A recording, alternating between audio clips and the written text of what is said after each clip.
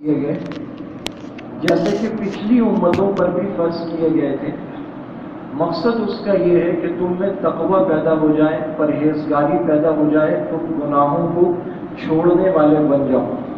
گزشتہ امتوں پر رمضان کے روزے تھے یا روزے تھے، لیکن اس کی ترتیب اور گنتی اور روزوں کے اوقات، سحر افطار، اس میں فرق تھا۔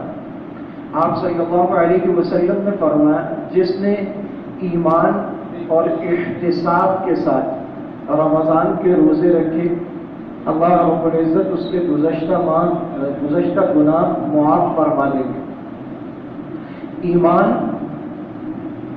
اللہ رب العزت کو ایک ماننا، ان کے ساتھ کسی کو شریک نہ کرنا، آپ صلی اللہ علیہ وسلم کو اللہ کا آخری نبی اور رسول ماننا، اور تمام ضروریات دین کو ماننا۔ ایمان لانے کے لیے ضروری ہے کہ وہ اللہ کو ایک مانے، آپ صلی اللہ علیہ وسلم کو اللہ کا آخری نبی مانے۔ اسلام کی بنیاد 5 چیزوں پر ہے، ان پہ ایمان رکھتا ہوں۔ ایمان والا ہے، مومن ہے، داخلے کا راستہ ہے۔ جو خارجی راستہ ہے، ضروریات دین میں سے کسی ایک چیز کا انکار کر دے گا، کافر ہو جائے گا، بڑھا دے گا اور اس کو ایمان اور اعتقاد بنائے گا، دائرے ایمان سے نکل جائے گا۔ قادیانی اللہ کو مانتے ہیں، آپ صلی اللہ علیہ وسلم کو اللہ کا رسول مانتے ہیں، قرآن کریم کو آخری کتاب مانتے ہیں۔ آخر کیوں ان کو کافر کہا جاتا ہے؟ ایک یہودی نے ایک عالم سے یہ سوال کیا، اس نے کہا کیوں کافر کہتے ہیں؟ انہوں نے کہا کہ تم یہودی ہو؟ کہا میں یہودی ہوں۔ کہ دیکھو میں اللہ کو مانتا ہوں، میں حضرت موسیٰ علیہ السلام کو بھی مانتا ہوں، زبور کو بھی مانتا ہوں، میں مسلمان ہوں، تو کیا تم مجھے یہودی مانو گے؟ جیسے تم یہودی ہو میں ویسا یہودی ہو سکتا ہوں؟ اس نے کہا نہیں، کہ میں اللہ کو بھی مانتا ہوں، حضرت موسیٰ کو بھی مانتا ہوں، حضرت عزیر کو بھی مانتا ہوں، زبور کو بھی مانتا ہوں، تورات کو بھی مانتا ہوں۔ انہوں نے کہا نہیں، تم اس کے بعد ایک اور کتاب قرآن کریم کو مانتے ہو، اس کو فالو کرو، ایک اور نبی محمد کو مانتے ہو، اس کی تعلیمات پر چلتے ہو، تو تم یہودی نہیں۔ انہوں نے کہا اچھا یہ بتائیں کہ جو کرسچنز ہیں وہ اللہ کو مانتے ہیں، تورات کو بھی مانتے ہیں، حضرت موسیٰ کو بھی مانتے ہیں، وہ یہودی ہو سکتے ہیں؟ ان کو یہودی مان لو گے؟ اور کہ نہیں، وہ یہودی نہیں ہے، کیونکہ وہ موسیٰ اور عزیر کے بعد ایک اور نبی عیسیٰ کو مانتے ہیں، اور زبور کے بعد ایک اور کتاب انجیل کو فالو کرتے ہیں، تو وہ عیسائی ہیں، وہ یہودی نہیں ہیں۔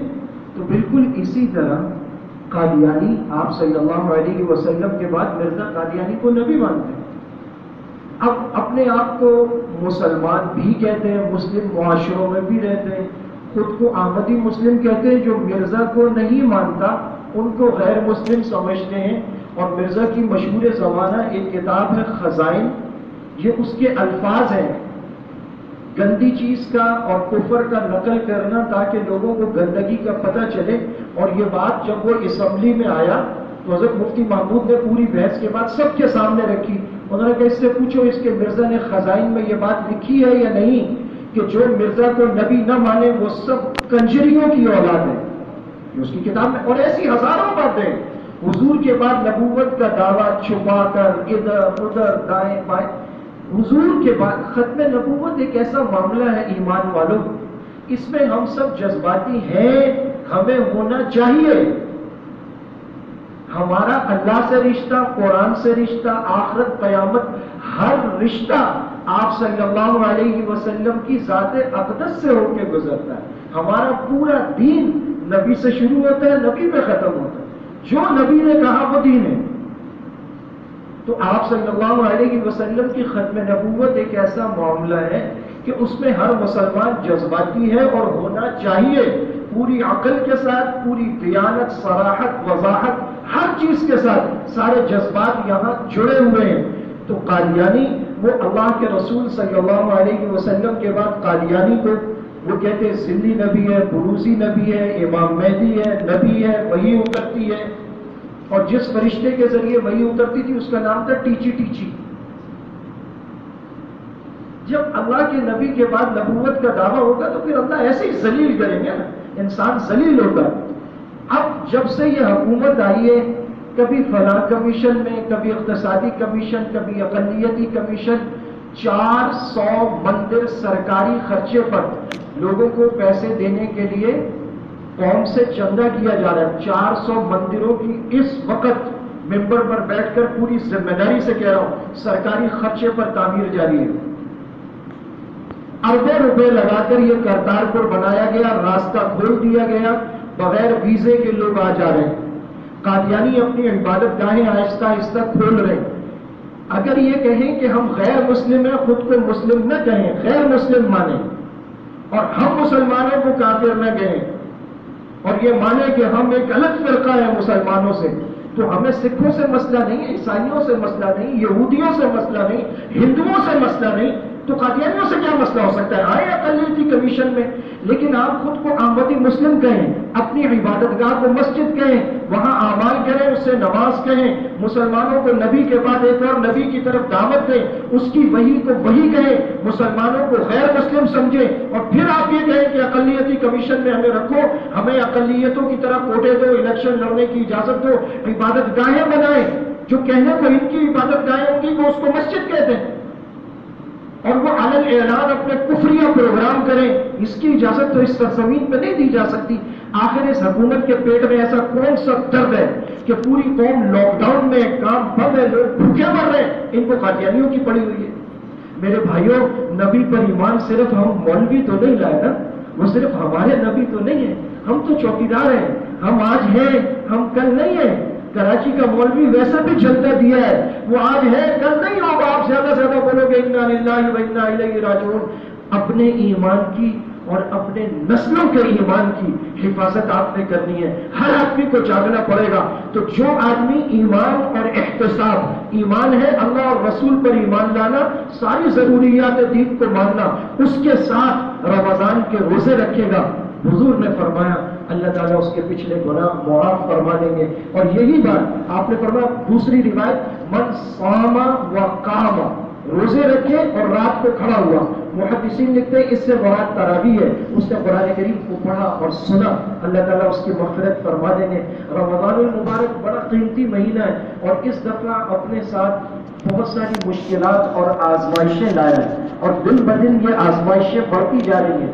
میرے بھائیوں، عبادت کے بعد دعا نہیں، دعا بذات خود ایک عبادت ہے، مستقل عبادت ہے۔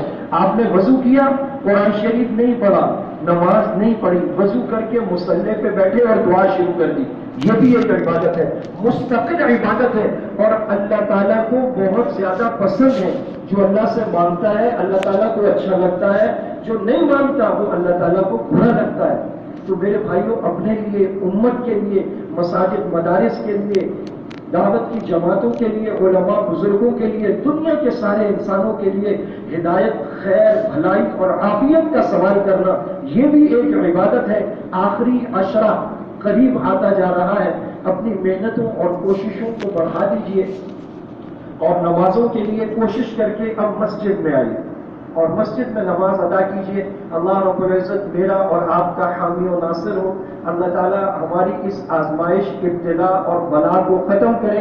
آہستہ آہستہ الحمدللہ لوگ سچ کی طرف آ رہے ہیں، علماء سے زیادہ۔ دیکھیں، عالم نے تو قرآن اور حدیث پڑھ کے بتانی ہے، وہ جیل میں ہو، وہ ریل میں ہو، وہ سفر میں ہو، وہ حضر میں ہو، وہ اچھے حالات میں ہو، برے ہو، وہ تو کرنا ہی ہے۔ اس وقت علماء سے بھی زیادہ بڑی ذمہ داری ڈاکٹرز کے کندھوں پر ہے۔ ہمیں تو نہیں پتا نا، ہماری لیبارٹری ہے کہ یہ 6 فٹ سے لگتا ہے، 8 فٹ سے لگتا ہے، فرش پہ بچتا ہے نہیں بچتا، مسافے سے ہوتا ہے، مل کے کھڑے۔ اطباء نے، ڈاکٹرز نے ایک مشورہ دیا، بتایا، ساری دنیا کے ڈاکٹروں نے کہا، علماء نے اس کے اوپر غور و خوض کیا، جو اسلام نے رعایت اور نرمی بتائی وہ لوگوں کو بتا دی۔ اب جب ڈاکٹر سچ بولیں گے کہ یہ ایک وبا ہے، ڈبل نمونیا، یا جس کو آپ نے انفلوئنزا کہا، یا زیادہ سے زیادہ ملیریا، شروع میں وہ سردی والا بخار نہیں تھا، اب وہ سیزن پیچھے گیا، ملیریا کا سیزن آیا، سردی والا بخار میں ڈال دیا بیچ میں. پوری دنیا اس وقت جھوٹ پہ کھڑی ہے. سچے لوگ سچ بولنا شروع ہو گئے. سچ کی علامت اور نشانی اور قدر مشترک، the common things between the truth, وہ پوری دنیا میں کہیں بولا جائے گا ایک جیسا ہوگا. پوری دنیا میں جہاں سے بھی ڈاکٹر بول رہے ہیں وہ کیا بول رہے ہیں؟ ایک وبا ہے، اتنی خطرناک نہیں ہے جتنی بتائی جا رہی ہے، اس تیزی سے پھیل بھی نہیں رہی جیسے اس کی پروجیکشن کر کے لوگوں کو ڈرایا جا رہا ہے. انسان گھر میں بھی رہتا ہے تو ٹھیک ہو جاتا ہے. بخاروں جیسا ایک بخار ہے، اس میں گرم پانی اور فلاں چیزیں مفید ہیں. بہت سارے لوگوں کو ہوا ہو کے وہ ٹھیک بھی ہو گئے، ان کو پتہ بھی نہیں ہے. اور جو ہاسپٹلس میں لے جایا جا رہا ہے، حکومتوں کو پیسے مل رہے ہیں، این جی اوز کو پیسے مل رہے ہیں، ہاسپٹلس کو پیسے مل رہے ہیں، انفرادی سطح پر پیسے مل رہے ہیں، اور بہت سارے ملکوں میں جان بوجھ کے وینٹیلیٹر پر ڈالا جا رہا ہے اور لوگ مر رہے ہیں. یہ دنیا کے جو ڈاکٹر سچ بول رہے ہیں، سچ سامنے آ رہا ہے. تو آپ کے رشتہ داروں میں، جاننے والوں میں جو ڈاکٹر ہیں، آپ کا فرض ہے آپ محلے کے کسی ڈاکٹر کے پاس جائیں گے، بولے گا خبردار ہاسپٹل مت جانا.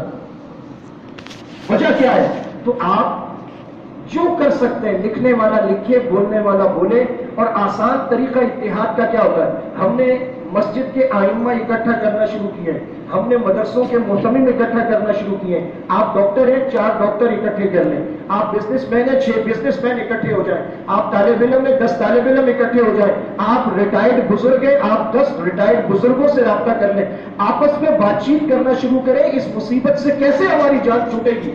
پہلے کہتے تھے ایک دن کراچی بند ہونا تو 7 سے 10 ارب کا نقصان ہوتا ہے. اب تو کراچی 1.5 مہینے سے بند ہے. اب کہاں سے نقصان پورا کر رہے ہو؟ وہ کون سا پیسہ تمہیں مل رہا ہے کہ تمہیں ہماری جانوں کی اتنی فکر ہو گئی کہ تمہیں ہمارے بچوں کی، ہماری جانوں کی؟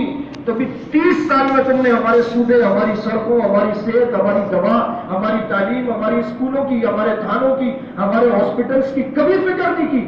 یکدم تم جو ہے نا 2%، 2.5%، 7%، اتنی تمہیں فکر ہو گئی ہماری. اتنے للو ہم نہیں ہیں. ٹھیک ہے ہم ڈھیلے ہو سکتے ہیں، کراچی والے اتنے بیوقوف نہیں ہیں.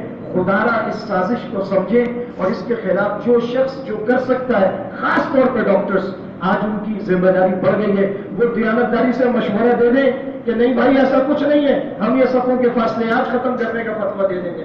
اللہ رب العزت سمجھنے، عمل کرنے کی توفیق عطا فرمائے. ایک اعلان گزشتہ جمعے بھی ہوا تھا، اس جمعے پھر کر رہا ہوں کہ اللہ رب العزت نے ہمیں یہ سعادت بخشی ہے کہ ہم پچھلے 5-6 سال سے شامی مہاجرین کے دکھ درد میں شریک ہوتے ہیں. ابھی ہمارے اپنے حالات خراب ہیں، ہمارا پڑوسی زیادہ مستحق ہے، ہم اس طرح نہیں کھڑے ہو سکتے، لیکن اس سعادت کو ہم نہیں چھوڑیں گے. ہم کل 10,000 دیتے تھے، آج 10 روپے دے دیں گے، لیکن اسی طرح لفافے بنا کر جمعۃ الوداع کو سارے جمع کرائیں. اللہ کو معلوم ہے، میں ہمیشہ سے کہتا ہوں کوانٹٹی مطلوب نہیں ہوتی، کوانٹٹی مطلوب نہیں ہوتی، کوالٹی مطلوب ہوتی ہے. اللہ کو پتا یہ 10,000 نہیں دے سکتے، 10 روپے دے رہے ہیں، لیکن دے رہے ہیں. انہوں نے چھوڑا نہیں ہے. تو اپنے شامی بھائیوں کو جو محبت سے ہم بھیج سکے، زکات، صدقات، عطیات، ان کی خدمت میں سب بھیجیں گے. جمعۃ الوداع کو انشاءاللہ پہلے کی طرح وہ لفافے وصول کریں گے جو برسوں سے ہمارا طریقہ ہے. اللہ تعالیٰ یہ سعادت ہمیں عطا فرمائے. وآخر دعوانا ان الحمدللہ رب العالمین. دوسری جماعت انشاءاللہ 2 بجے ہوگی. یہ والی ذرا میری بات چیت کی وجہ سے لیٹ ہو گئی، تو ہو سکتا ہے 5-7 منٹ وہ بھی لیٹ ہو جائے. انشاءاللہ دوسری جماعت 2 بجے.